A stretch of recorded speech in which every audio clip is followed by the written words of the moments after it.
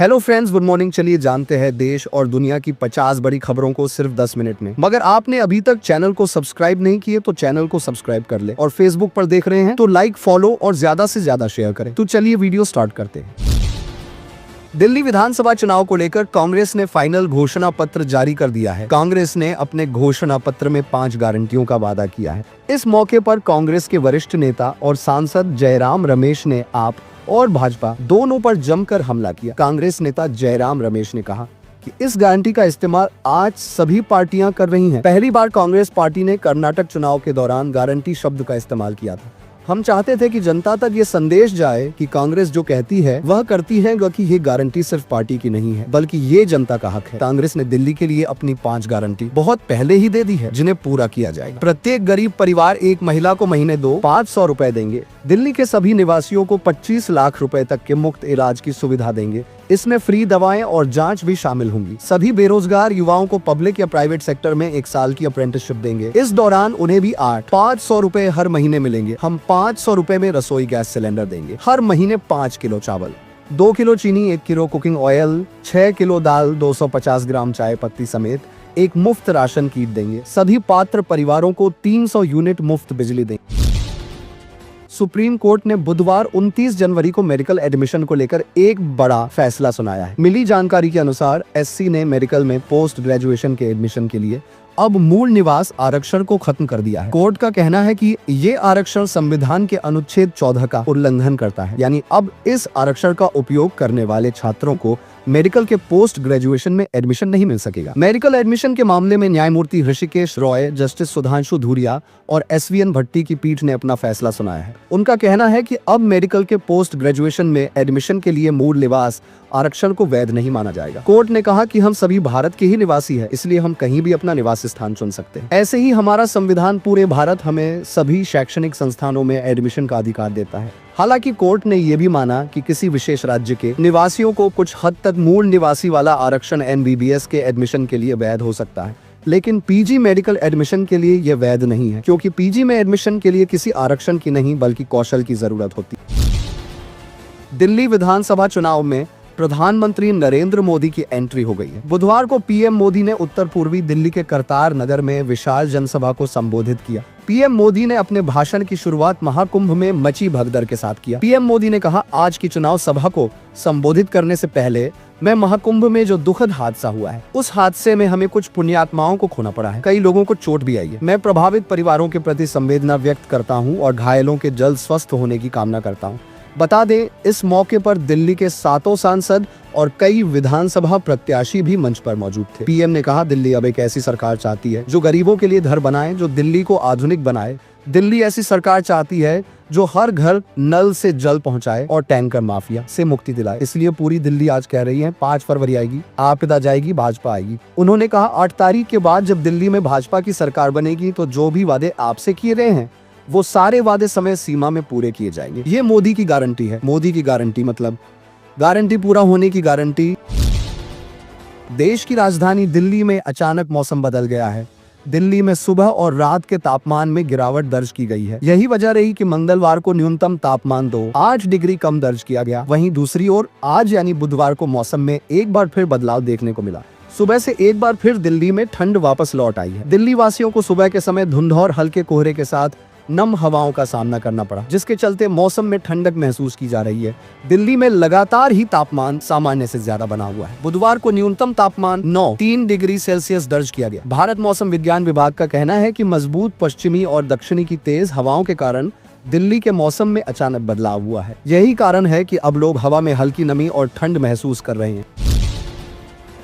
महाकुंभ में मौनी अमावस्या के मौके पर अमृत स्नान करने के लिए करोड़ों लोगों की भीड़ उमड़ गई है। प्रयागराज शहर में कहीं भी पैर रखने का जगह नहीं है। हालांकि प्रशासन ने व्यवस्था को सुचारू रूप से चलाने को लेकर हर संभव प्रयास कर रही है। इस बीच अमृत स्नान से पहले कुंभ क्षेत्र में मची भगदड़ को लेकर मुख्यमंत्री योगी आदित्यनाथ ने सूबे के बड़े अधिकारियों के साथ बैठक की है। इस बैठक में उस चूक पर चर्चा की गई है जिसके कारण भगदड़ जैसी स्थिति पैदा हुई है। जानकारी के अनुसार सीएम योगी कुछ अधिकारियों पर सख्त कार्रवाई करने का आदेश भी दे सकते हैं। बता दें, रात 2 बजे मची भगदड़ में कई श्रद्धालुओं की मौत की खबर सामने आई है। वहीं कई श्रद्धालु अस्पताल में भर्ती हैं। हालांकि इसको लेकर कोई भी आधिकारिक बयान सामने नहीं आया है। महाकुंभ में मची भगदड़ के बाद योग गुरु बाबा रामदेव का बयान सामने आया। बाबा रामदेव ने कहा है कि करोड़ों श्रद्धालुओं के इस हुजूम को देखते हुए हमने फिलहाल केवल सांकेतिक स्नान किया है।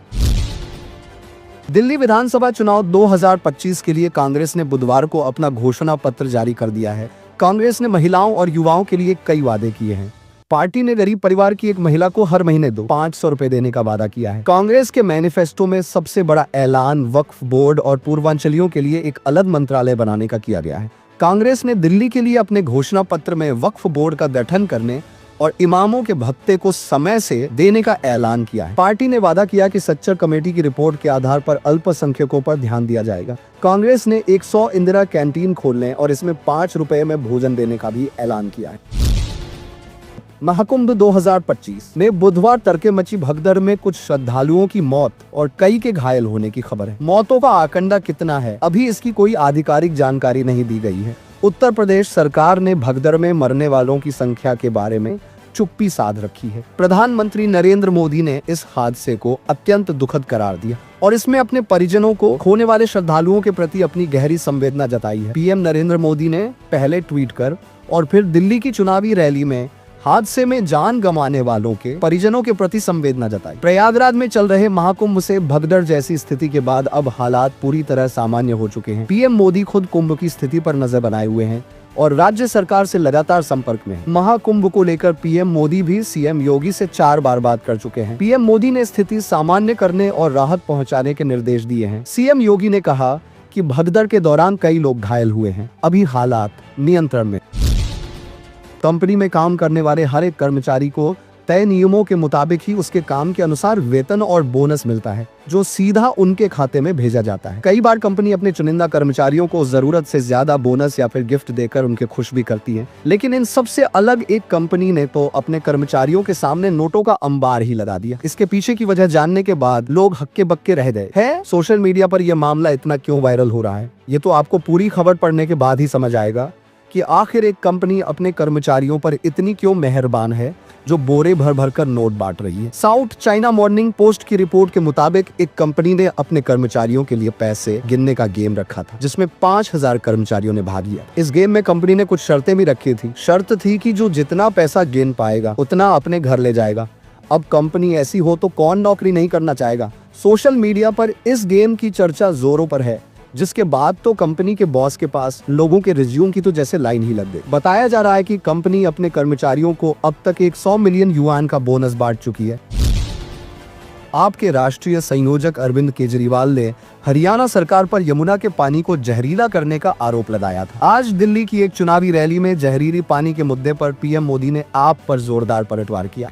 पीएम मोदी ने आप पर निशाना साधते हुए कहा कि आपदा वालों की लुटिया यमुना में ही डूबेगी। आपदा वालों का कहना है कि हरियाणा के लोग दिल्ली भेजे जाने वाले पानी में जहर मिला देते हैं। ये सिर्फ हरियाणा का ही नहीं बल्कि सभी भारतीयों का अपमान है। हमारा देश ऐसा है जहां पीने का पानी उपलब्ध कराना एक अच्छा काम माना जाता है। हारने का इतना डर है कि वे कुछ भी बोल रहे हैं। मुझे यकीन है कि दिल्ली ऐसी बातें करने वालों को सबक सिखाएगी। जनसभा को संबोधित करते हुए पीएम मोदी ने कहा, यहाँ का नजारा दिल्ली के मूड को दर्शा रहा है।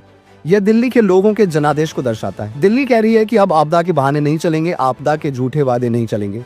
दिल्ली कह रही है कि अब आपदा की लूट और झूठ नहीं चलेगा। यहाँ के लोग ऐसी डबल इंजन वाली सरकार चाहते हैं जो गरीबों के लिए घर बनाए, दिल्ली को आधुनिक बनाए, हर घर में नल का जल पहुँचाए और टैंकर माफिया से मुक्ति दिलाए। आज दिल्ली कह रही है कि जब 5 फरवरी आएगी आपदा जाएगी, भाजपा आएगी।